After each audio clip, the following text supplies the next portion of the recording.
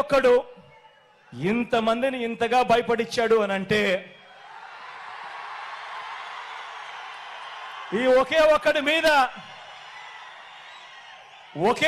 మీద ఒంటరిగా వచ్చే ధైర్యం ఎవ్వరికి కూడా లేదు అని అంటే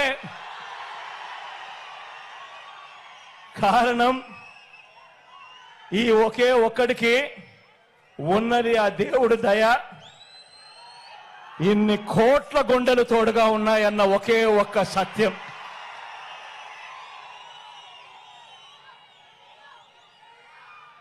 ఈ 75 ఏళ్ల బాబునే చూడండి.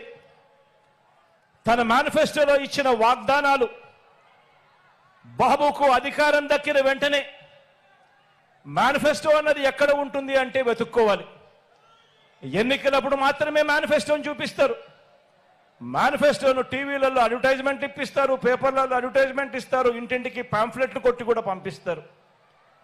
ఎన్నికలు అయిపోయినాక మేనిఫెస్టో ఎక్కడుంది చంద్రబాబు నాయుడు గారిది అని చెప్పి వెతుక్కుంటే కూడా ఎక్కడా కూడా కనిపించదు. వెబ్సైట్లలో కూడా లేకుండా మాయం చేస్తారు.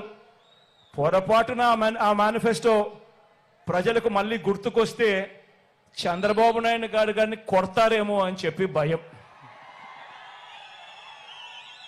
నిజంగా ఇదొక రొటీన్ వంచన. మళ్ళీ ఎన్నికలు వచ్చేసరికి మరో కొత్త మేనిఫెస్టోను మళ్ళీ తీసుకొస్తారు, మళ్ళీ కొత్త వాగ్దానాలు, మళ్ళీ ఇవే చెప్పుకుంటూ పోతారు. గత ఎన్నికల్లో తిట్టిన పార్టీలతోనే ఏమాత్రం సిగ్గు లేకుండా, గత ఎన్నికల్లో తిట్టిన పార్టీలతోనే మళ్ళీ ఏమాత్రం సిగ్గు లేకుండా, గతంలో ఉన్న ఇష్యూస్ అదే మాదిరిగా ఉన్నా కూడా మళ్ళీ వచ్చే ఎన్నికలు వచ్చేసరికి మళ్ళీ జత కడతారు. ఢిల్లీ దాకా వెళ్ళి కూడా కాళ్ళు పట్టుకుంటారు.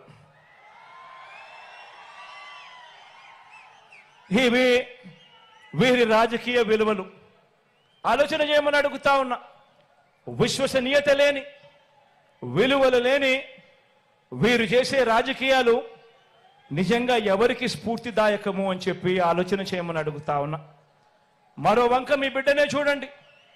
మరో వంక మీ బిడ్డ ప్రభుత్వం ఈ 58 నెలల్లోనే గతంలో ఎప్పుడూ కూడా రాష్ట్రంలో జరగని విధంగా, గతంలో ఎప్పుడూ కూడా ఈ రాష్ట్రంలో చూడని విధంగా, చరిత్రలో ఎప్పుడూ కూడా జరగని విధంగా ఈ 58 నెలల కాలంలో మీ బిడ్డ ప్రభుత్వం ఏం చేసిందో క్లుప్తంగా చెప్తాను.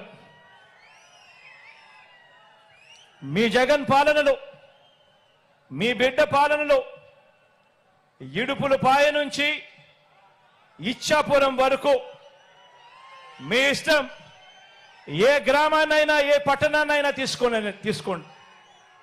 ఆ గ్రామానికి వెళ్ళి ఆ గ్రామంలో 4 అడుగులు వేస్తే అదే గ్రామంలో ఒక గ్రామ సచివాలయం కనిపిస్తుంది. పట్టణాల్లో అయితే ఒక వార్డు సచివాలయం కనిపిస్తుంది. ఎవరు పెట్టారో సచివాలయం అని చెప్పి ఎవరిని అడిగినా కూడా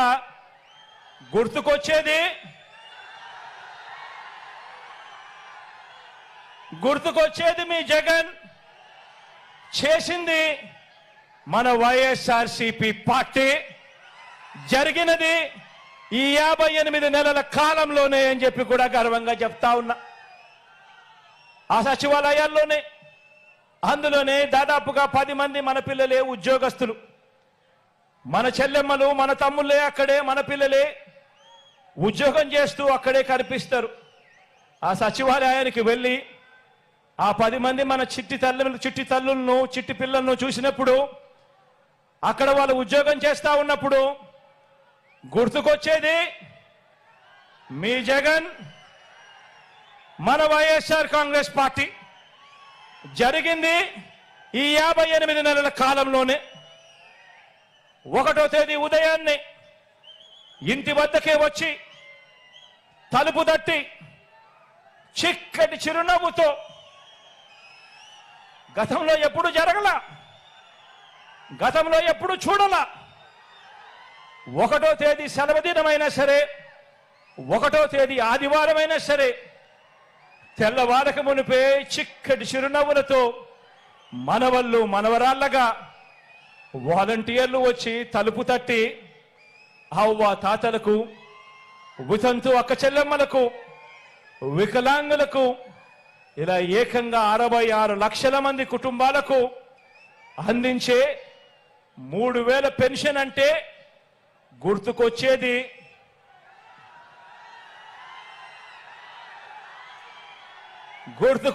మీ జగన్.